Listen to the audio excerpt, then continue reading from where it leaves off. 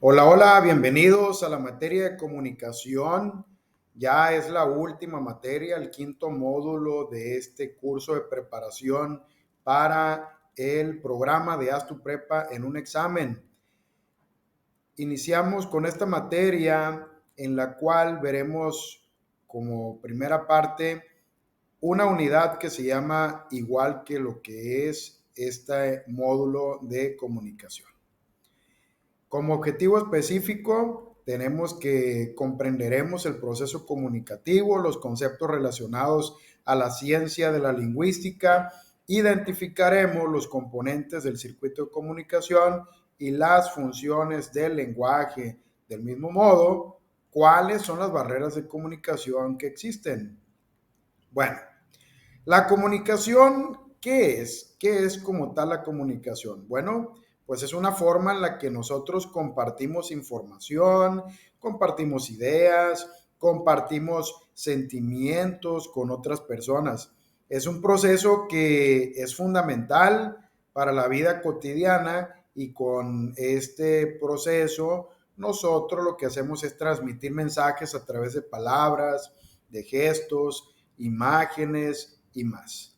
Entonces, la comunicación nos permite conectarnos, nos permite entendernos, nos permite colaborar.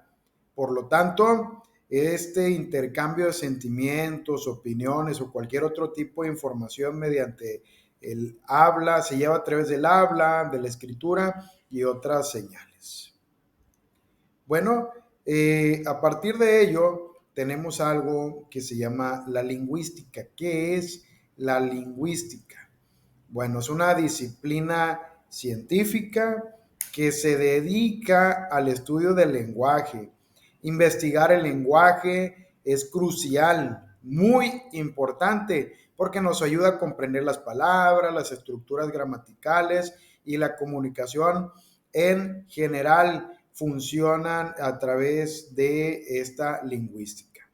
Esta disciplina, la lingüística, nos permite analizar y descifrar los misterios del lenguaje y contribuye a la mejor comunicación, a la enseñanza de idiomas y a la resolución de problemas lingüísticos en diversos campos, desde la educación hasta la tecnología. ¿Por qué es importante la lingüística? Porque mejora la enseñanza de idiomas, facilita la traducción y localización de contenidos, desarrolla tecnologías de procesamiento del lenguaje natural, ayuda en la resolución de disputas legales, contribuye también a la preservación de idiomas en peligro de extinción. Además, influye también en la actualidad, pues, en la vida cotidiana, en estrategias de publicidad y marketing. Además, facilita la comunicación intercultural y lo que es la diplomacia. Entonces, nos ayuda a entender cómo funciona el lenguaje humano y cómo se utiliza en la comunicación y nos permite desarrollar habilidades para analizar y comprender el lenguaje y aplicar esta comprensión en áreas como la enseñanza de idiomas, traducción, tecnología del habla, la literatura, la política, prácticamente en todo. Dentro de los conceptos que se relacionan con la lingüística, tenemos los niveles de la lengua. ¿Cuáles son los niveles de la lengua? Bueno, pues son el nivel fonético, fonológico, morfológico, sintáctico, semántico y pragmático. ¿En qué consisten cada uno de ellos? Bueno, la fonética es una disciplina que estudia la naturaleza de los sonidos de una lengua, su producción, conducción y percepción. Fonética, entonces, se encarga del estudio y la naturaleza de los sonidos. ¿Qué es la fonología? Bueno, es la disciplina que se encarga de estudiar los fonemas de una lengua en un nivel pero abstracto. La morfología, por su parte, se encarga de estudiar la estructura interna de las palabras para clasificar y definir sus unidades. La sintaxis se encarga del estudio del orden y la relación, la coherencia y la concordancia entre las palabras. La semántica es una disciplina de la lingüística que estudia los cambios de significado de las palabras en su historia, que es el diacrónico, y en su uso, que es el sincrónico. Además, la pragmática es el estudio de la relación entre los usuarios de una lengua y las circunstancias de comunicación. Por su parte, tenemos que la lingüística se divide en diversas ramas. Cada una está enfocada en aspectos específicos del lenguaje. ¿Cuáles son esas ramas? Bueno, la fonética y la fonología, las cuales estudian entonces los sonidos del lenguaje y cómo se producen y cómo se perciben. La morfología analiza la estructura interna de las palabras, como los prefijos y los sufijos. La sintaxis se centra en la organización de palabras para formar oraciones, en cómo se relacionan entre sí. La semántica examina el significado de las palabras y cómo se conectan entre ellas para crear significados más amplios. La pragmática investiga cómo se utiliza el lenguaje en situaciones específicas y cómo se interpretan los mensajes en los contextos sociales. Entonces, cada una de estas ramas desempeña un papel fundamental en el estudio y comprensión del lenguaje en su totalidad. Y en esta presentación, pues lo dejamos claro uno por uno para conocer un poco más a fondo. Como tal, existe una relación entre el lenguaje, lengua y el habla.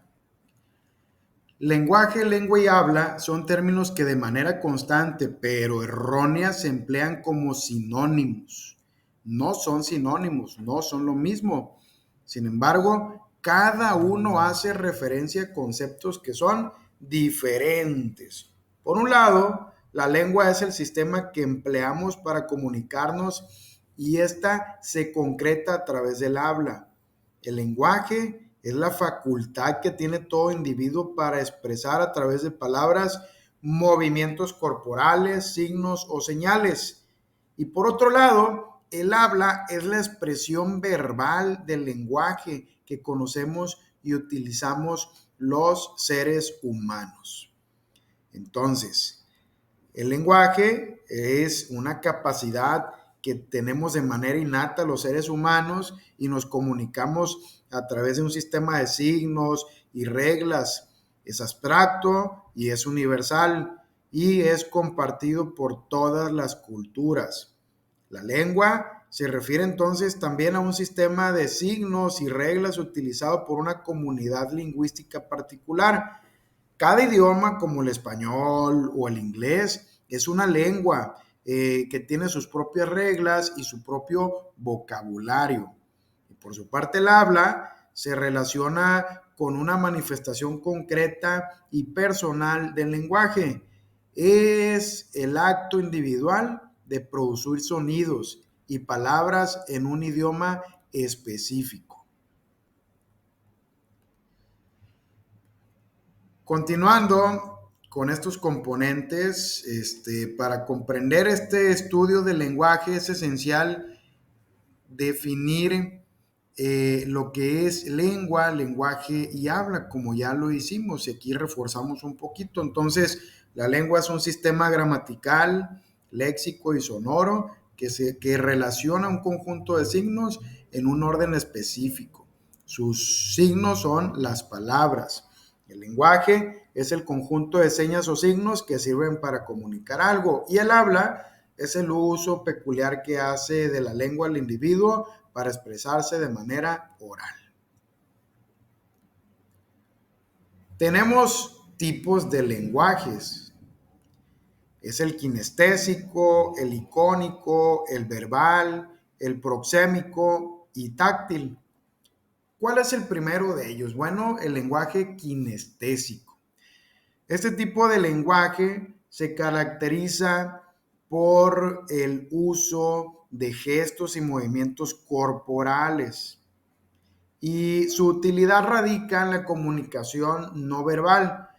Permite expresar emociones, enfatizar puntos claves y mejorar la comprensión de situaciones donde las palabras pueden ser limitadas. También se le llama lenguaje mímico. ¿Cuál es el lenguaje icónico? El lenguaje icónico se apoya en imágenes, símbolos, en representaciones visuales para transmitir una información. Es valioso en campos como la publicidad y la educación, ya que las imágenes pueden ser altamente persuasivas y fáciles de recordar.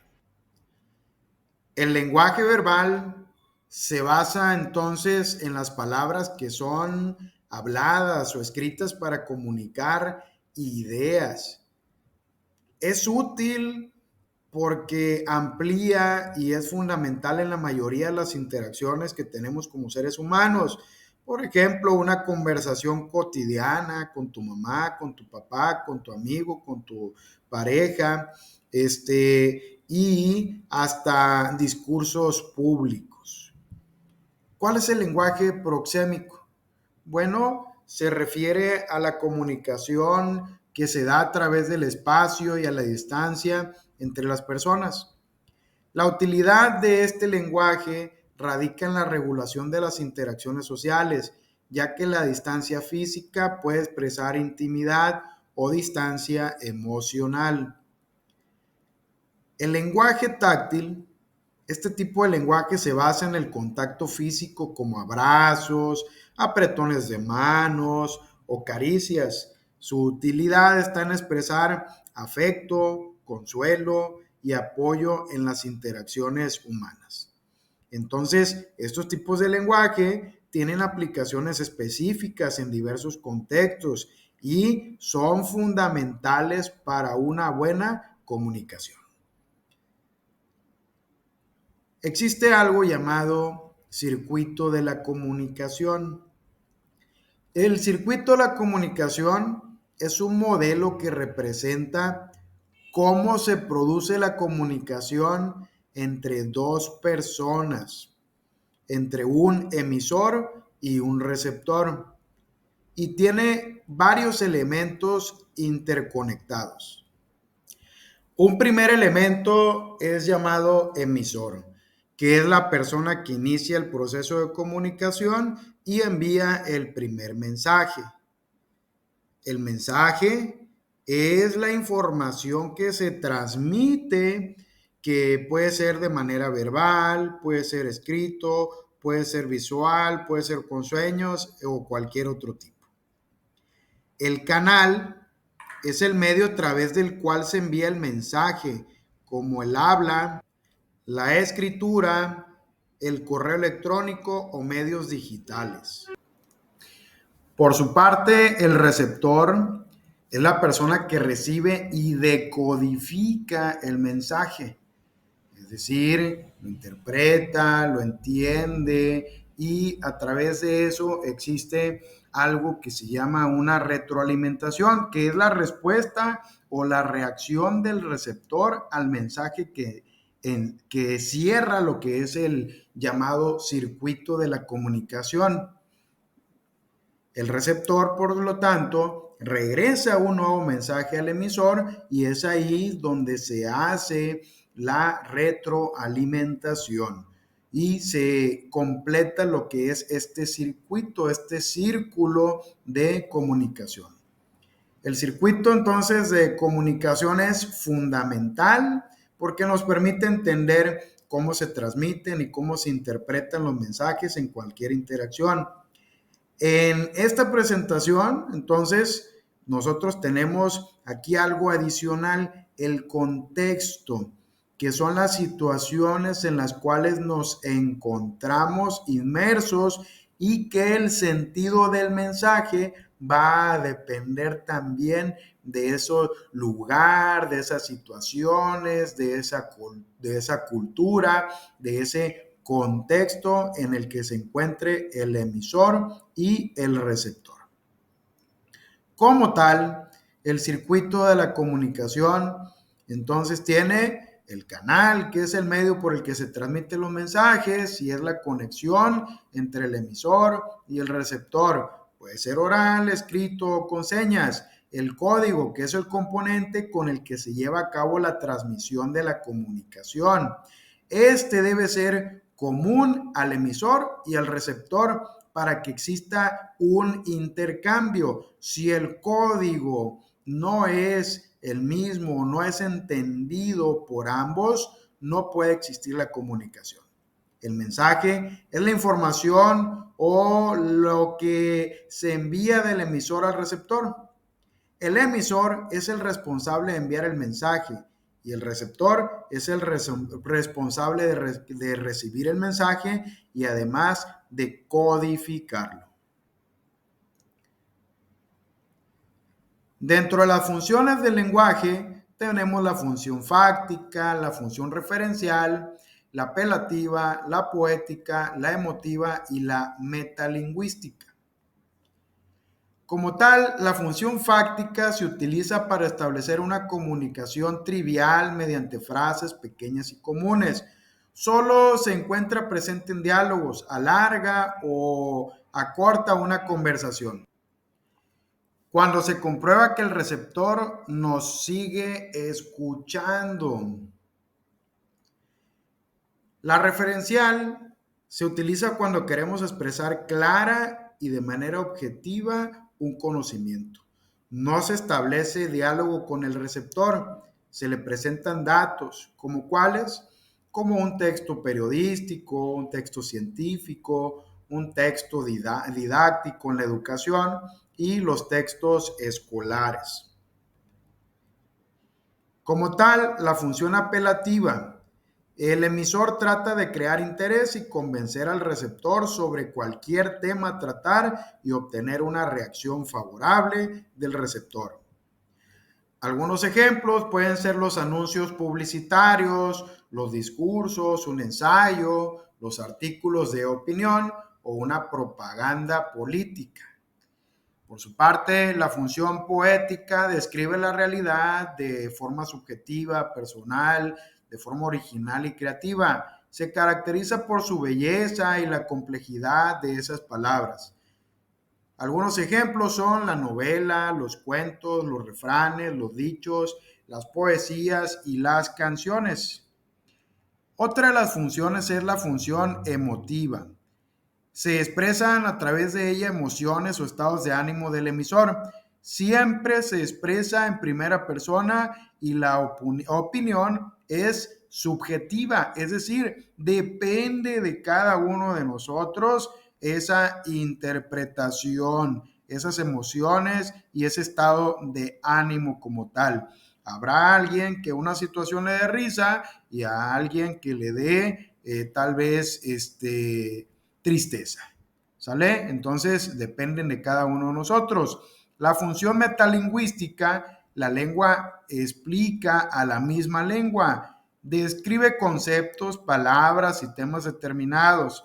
Se refiere a las reglas, a las estructuras y variantes de la lengua, cuando se usa la lengua para hablar de ella misma. Como tal, ¿qué es la morfología? Bueno, la morfología es otro concepto importante en esta parte de la comunicación. Entonces, establecemos que la morfología es el estudio de los procedimientos internos de las palabras. Y existe algo que se llama sintaxis, que es la parte de la lingüística que se encarga de estudiar la relación que guardan las palabras para producir oraciones racionales entre ellas. ¿Sale?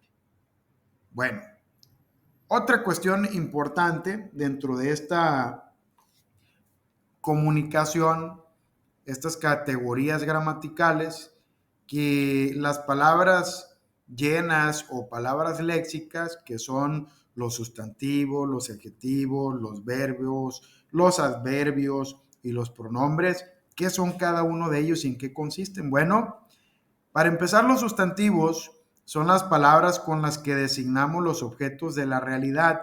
Pueden ser propios, comunes, concretos y abstractos, y finalmente colectivos. Los sustantivos pueden ser propios. Los sustantivos estos tienen nombres designados para las personas, mascotas, países y continentes. Además, siempre se escriben con una mayúscula inicial. Por ejemplo, el nombre Carlos, Jessica, el país de México, Argentina, como tal. Otros sustantivos son los comunes, que son aquellos que son nombres asignados a los objetos de la realidad. No necesitan ser escritos en mayúscula, como mesa, avión, árbol, licuadora, pared, radio, silla, cristal, teléfono, todo lo que nosotros conocemos en nuestra realidad. Otro tipo de sustantivos son los colectivos, que son sustantivos que son palabras singulares, pero designan a un grupo de especímenes que pertenecen a una misma clase. Como ejemplo de este tipo de sustantivos colectivos podemos tener gente, jauría, cardumen, ganado, parvada, enjambre, que son palabras que lo que hacen es referirse a grupos de ciertos especímenes, y que al hablar en singular como gente o jauría, en realidad nos referimos a un grupo que sería plural. En la siguiente parte encontramos a los adjetivos, que son tipos de palabras que cualifican, complementan o que amplían el significado de un sustantivo. Por eso, siempre se encuentran junto a uno. La posición del adjetivo es usualmente posterior al sustantivo, aunque es válido también colocarlo antes de. Cuando nosotros hablamos de estos adjetivos, podemos hablar de adjetivos calificativos, demostrativos, indefinidos, adjetivos numerales, adjetivos posesivos y adjetivos interrogativos. Si hablamos de calificativos, estamos hablando de una flor hermosa, de una mujer amable. Eso califica, y lo que hace es, como lo vimos en la diapositiva esta anterior, amplía el significado y lo complementan. Además, cualifican al mismo. Entonces, dentro de los demostrativos, ¿cuál es este? ¿Cuáles aquellos? Indefinidos, ¿cuánto? Bastante. ¿Cuánto? Poco. Los numerales, bueno, pues dame el triple de lo que me diste ayer de agua. Los adjetivos posesivos, esta pluma es mía, ese carro es tuyo, esto es nuestro. Y los adjetivos interrogativos, qué, cómo, cuándo, dónde, como tales.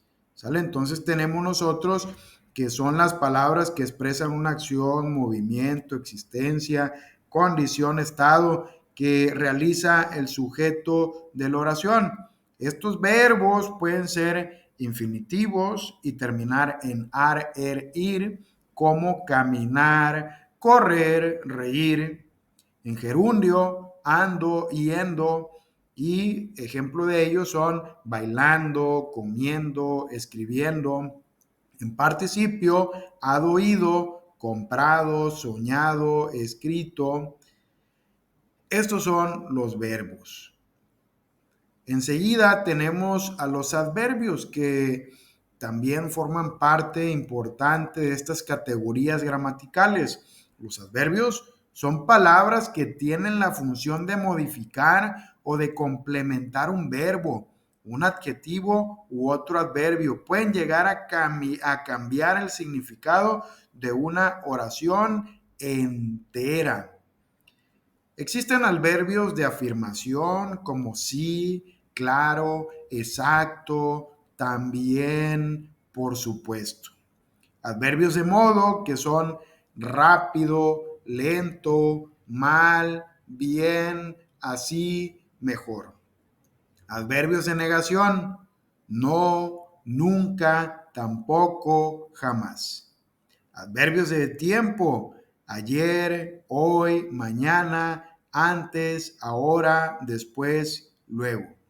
Existen también los adverbios de cantidad: mucho, poco, más, menos, bastante. Y de lugar: ahí, acá, aquí, dentro, fuera, arriba, abajo. Estos son los adverbios. Los pronombres como tales son personales y se utilizan para sustituir al sujeto de una oración. Existen pronombres demostrativos. Se dividen en 3 series según la distancia: este, esta, esto, estas, que es una distancia más corta. Nosotros utilizamos, en cambio, estos pronombres demostrativos con una distancia un poco más lejano, una distancia media, y decimos ¿cuál? Ese, esa, eso, esas. Y si está más lejos, ¿cuál? Aquel, aquello, aquella. Entonces, dependen de la distancia como tal.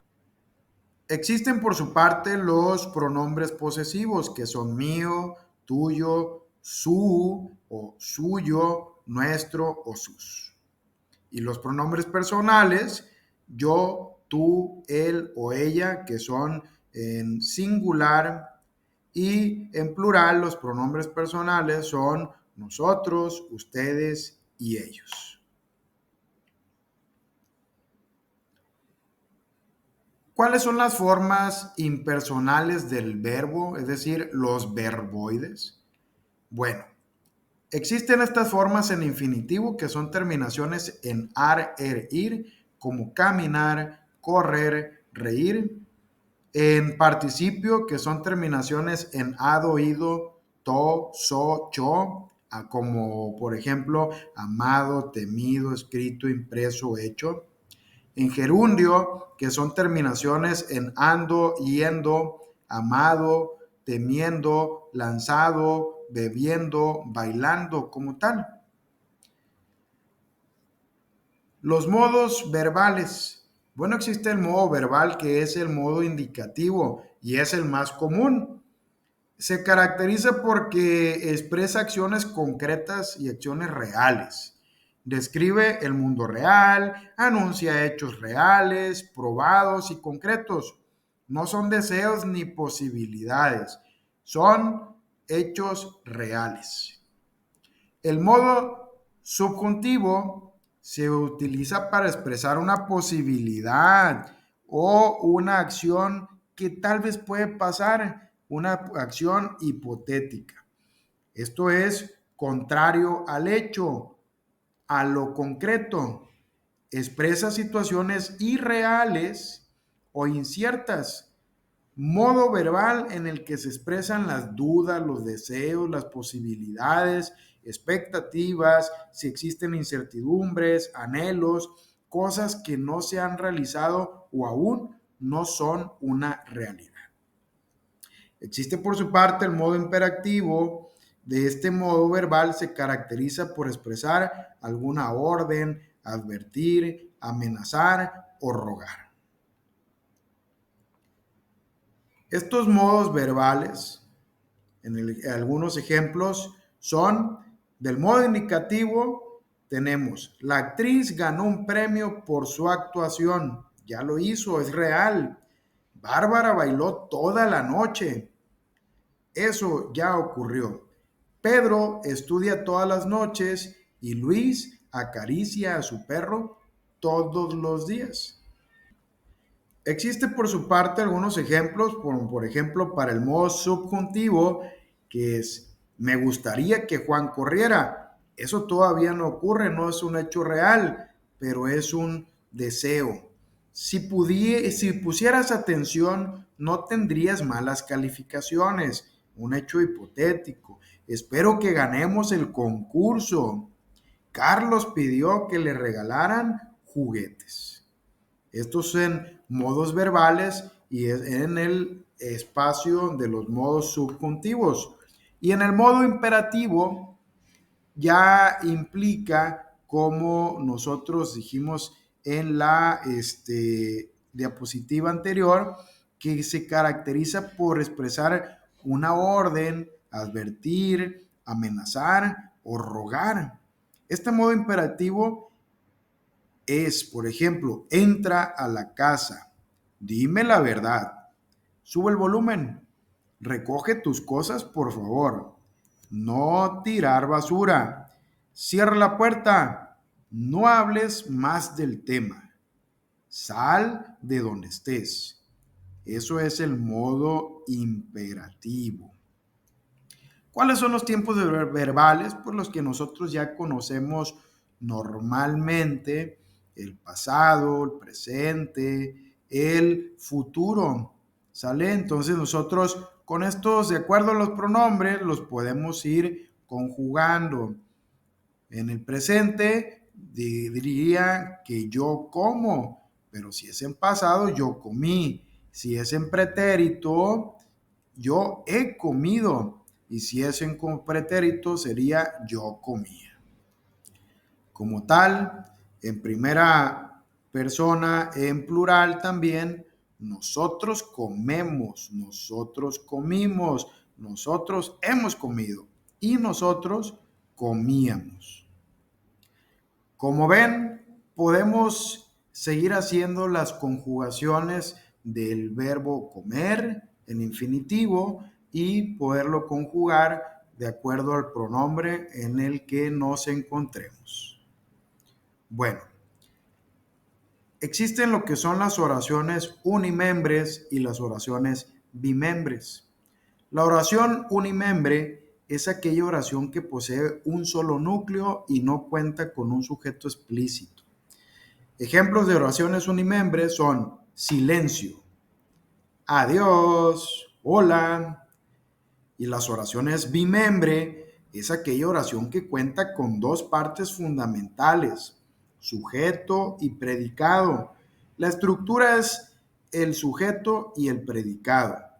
Ejemplos de estas oraciones bimembres son: el gato come pescado, la lluvia cae, los estudiantes estudian. Diferencias entre oraciones unimembres y bimembres. ¿Cuál es la diferencia? El número de núcleos y la presencia del sujeto explícito. En la unimembre, cuando decimos silencio, no tenemos de manera explícita un sujeto como tal, pero se entiende. Le puedes decir a una persona o a varias, a un grupo completo, adiós, a una sola persona o a una familia completa. Los componentes de la oración. Bueno, ¿qué es una oración? Es una unidad gramatical que expresa una idea completa. Es la parte de la oración que realiza o sobre la cual recae la acción del verbo. Ejemplo: el perro, los niños, la casa. Esos son sujetos. El predicado es la parte de la oración que expresa lo que el sujeto hace o lo que le ocurre. Predicado verbal es la parte del predicado que contiene el verbo conjugado que expresa la acción del sujeto. Ejemplos: corre velozmente, saltan felices, estudia diligentemente. El predicado nominal es la parte del predicado que contiene un verbo que es un verbo copulativo, es decir, como ser, estar o parecer, y además un atributo que describe o identifica al sujeto. Ejemplos: es alto y fuerte, está cansado, parece feliz. ¿Cómo identifico el verbo en una oración? Bueno, para identificar el verbo se deben de seguir los siguientes pasos. Una es identificar la acción o el estado principal de la oración. Hay que buscar la palabra que se puede conjugar, encontrar el núcleo del predicado y finalmente identificar las palabras que indican acción o estado. El verbo es uno de los componentes más importantes de la oración, ya que establece la acción o el estado que se está describiendo. Ejemplo: los pájaros vuelan en el cielo. En esta oración, el verbo es vuelan, ya que indica la acción que están realizando estos pájaros. El sujeto es, por supuesto, el sustantivo los pájaros y el complemento verbal es el cielo. Por lo tanto, el predicado verbal completo es vuelan en el cielo. ¿Y cómo identifico el sujeto en una oración? Bueno, antes de poder identificar el sujeto es necesario identificar el verbo de la oración. El verbo es la palabra que indica la acción o el estado que se está describiendo, como lo acabamos de establecer. ¿Quién o qué realiza la acción? La respuesta a esta pregunta generalmente es el sujeto de la oración. Por ejemplo, en la oración, Juan come una manzana. La pregunta sería, ¿quién come una manzana? Y la respuesta es Juan, que es el sujeto. Juan come una manzana. ¿Quién? Juan. Por su parte, ¿cómo podemos identificar al predicado nominal y al predicado verbal? Bueno, primero, identificar el sujeto y el verbo, que ya sabemos cómo hacerlo, la acción y quién realiza o qué realiza esa acción. Identificamos los complementos verbales. El complemento verbal es el componente de la oración que complementa al verbo. En un predicado verbal, el complemento verbal es un objeto directo o indirecto o un complemento circunstancial. Es un predicado nominal. El complemento verbal es un atributo, es decir, una palabra que describe el sujeto. Determinar si el verbo es copulativo. Si el verbo es un verbo copulativo, como ser o estar, entonces se trata de un predicado nominal. Determinar si el verbo es de acción. Si el verbo es un verbo de acción y tiene un complemento verbal, entonces se trata de un predicado verbal. Oraciones principales, complejas y compuestas. Existen coordinantes y subordinantes como tal. Dentro de ello existen coordinantes que son copulativos, que son y, ni, que, adversativos, pero, más, aunque, sino, siquiera, disyuntivos, o, u, ora, sea, bien, distributivos que son ya cerca, lejos, aquel. Si los subordinantes pueden ser causales como pues, por qué, puesto que, pues, ya que. Pueden ser comparativos como más que, igual que, menos que, así como. Y las condicionales que son sí, con tal que, a menos que, dado que, siempre que. Concesivas, aunque, a pesar de que, si bien, por más que, por lo tanto. Pueden ser también consecutivas, así, luego, tan, tanto que, con que, así que. Pueden ser temporales, por ejemplo, cuándo, mientras, antes, apenas, en cuanto, antes de. Pueden ser finales, para, por qué, a qué, para qué, a fin de qué. Las clases entonces son estas copulativas, adversativas, disyuntivas, condicionales, concesivas, comparativas, consecutivas, temporales y finales. Las copulativas entonces dan una idea de suma o de acumulación. Las adversativas dan una idea de contraposición. Las disyuntivas dan una idea de opción. Las causales establecen una relación de la causa. Las condicionales expresan una condición. Las concesivas indican dificultad que no impide.